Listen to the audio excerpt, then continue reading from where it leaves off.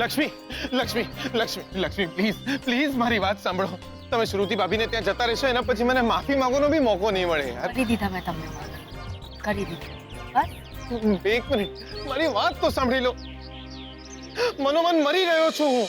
મારે મન પણ તમે ક્યારના મરી ગયા. જો લક્ષ્મી હું મારું નામ તમારા મોઢે શ્રાપ જેવું લાગે છે. નહીં લો મારું નામ. મારાથી મોટી ભગવાનના આંગણે છીએ આપણે. મારો નહીં તો ભગવાનનો તો ડર રાખો.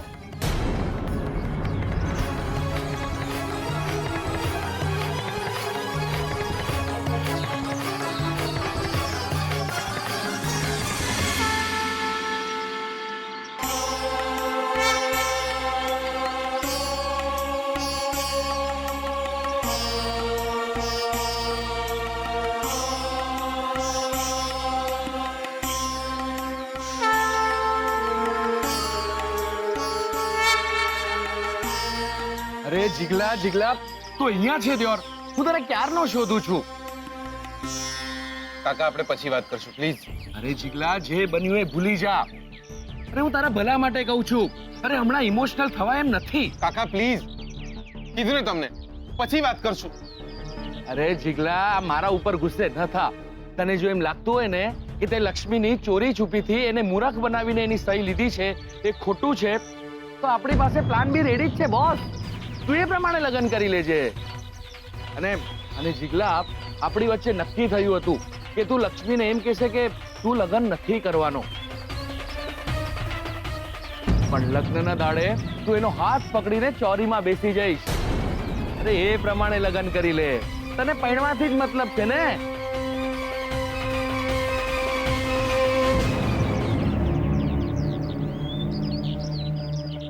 કાકા ધીમે બોલો લક્ષ્મી.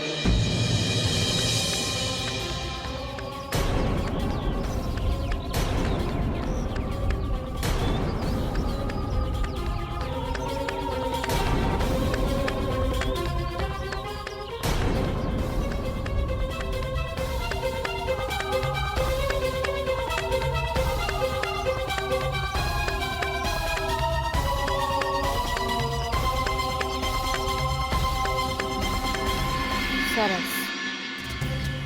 બસ આજ સાંભળવાનું બાકી હતું ને.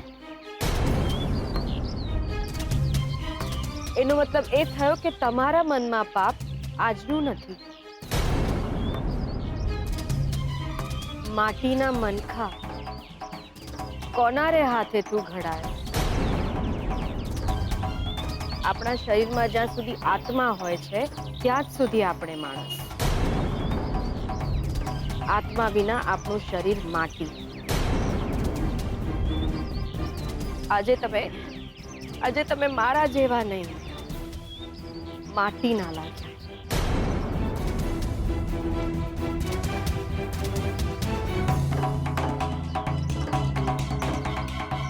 અને હા દેવીમાંથી છેટા રહેજો. મંદિરમાં જેમ પગરખા સાથે ના જવાય ને એમ મનમાં પાપ સાથે પણ ના જવાય.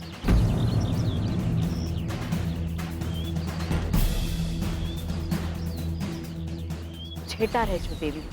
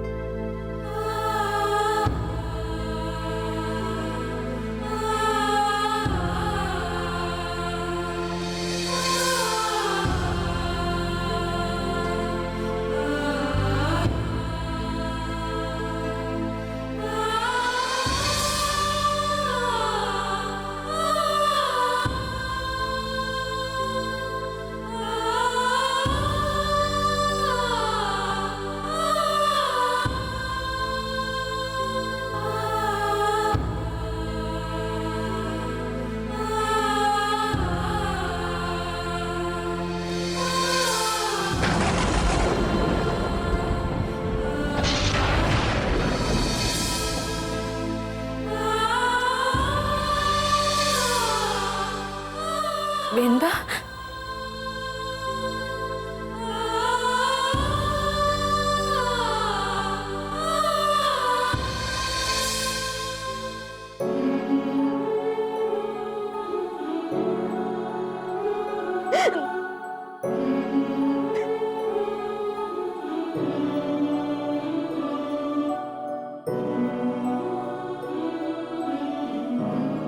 લક્ષ્મી બેટા,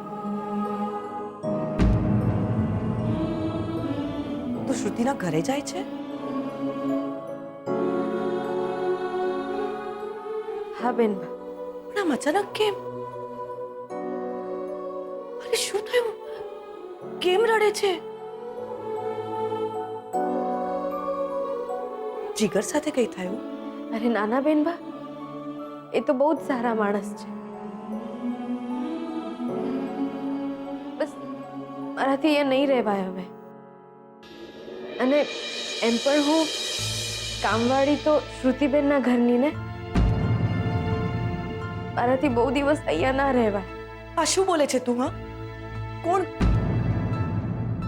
કામવાળી? તને કોણ ગણે છે અહીંયા? કઈ નહીં બેનબા, હું તમને નહીં કઈ કહી શકું. મને અહીંયાથી જવા દો. હું અહીંયા નથી રહેવા માંગતી.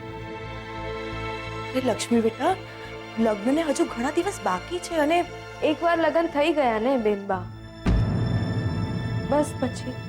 લક્ષ્મી, બેનબા, જવા દો મને. હું તમને કંઈ જ નહીં કહી શકું. લક્ષ્મી બેટા, મને તારા માટે વાલ છે તો સ્વાર્થ પણ છે. માં છું, સ્વાર્થી હોઈ શકું મારા દીકરા માટે. અરવા ઘરમાં રહેવું બહુ જરૂરી છે, શોધનની સલામતી માટે. સલામત તો એ છે બેનબા. મારું મંગળસૂત્ર પણ એમની પાસે હશે તો એ સલામત રહેશે બેનબા. અને શ્રુતિબેન લઈને જ ગયા છે મારું મંગળસૂત્ર એમની પાસે.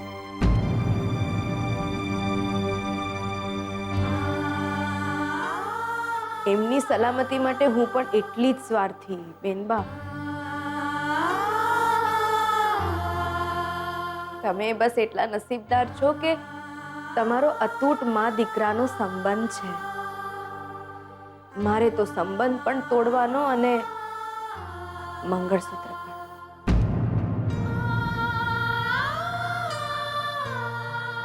તમારું ધ્યાન રાખજો બેનબા.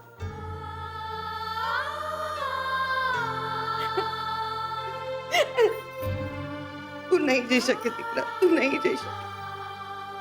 જોજે ને, આ ઘર,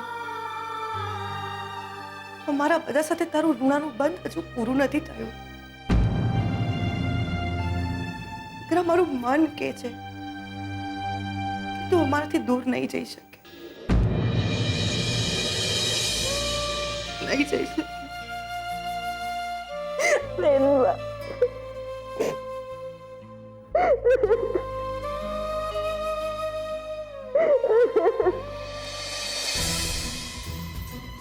લક્ષ્મી સાંભળ, લક્ષ્મી સાંભળ. વાત નહીં કરો મારી સાથે.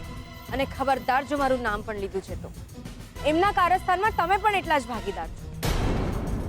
એમને આ કારસ્તાન તમારે કારણે જ કર્યું છે. મારા લીધે જ આ બધું જીગલાએ કર્યું છે. મેં જ તમારા લગ્નના કાગળિયા બનાવ્યા હતા. મેં જ એને કહ્યું હતું કે શરમ નથી આવતી તમને આવા કારસ્તાન કરવાની? જવા દો, મારો રસ્તો છોડો. જવા દો, નહીંતર હું પોલીસને બોલાવીશ. અરે અત્યારે શોધનને બોલાવવાની પરિસ્થિતિ ઊભી થઈ ગઈ છે. જો મને અને જીગલાને જેલમાં મોકલવો હોય ને તો મોકલી દેજે, પણ અત્યારે મારી વાત સાંભળ. તારા અને શોધનના છૂટાછેડાની તારીખ આવી ગઈ છે.